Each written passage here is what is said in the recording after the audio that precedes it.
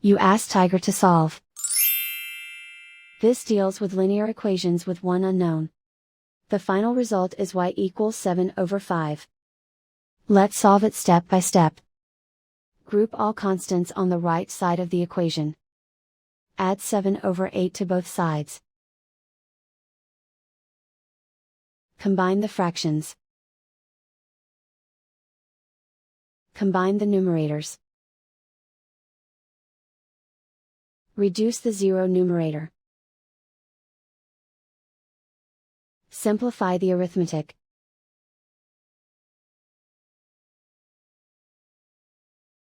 Isolate the y. Multiply both sides by inverse fraction 8/5.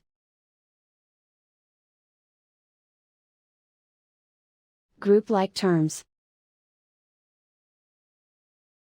Multiply the coefficients. Simplify the fraction.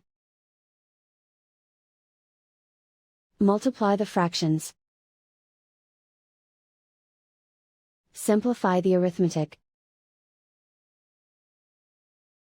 And so the final result is y equals 7/5.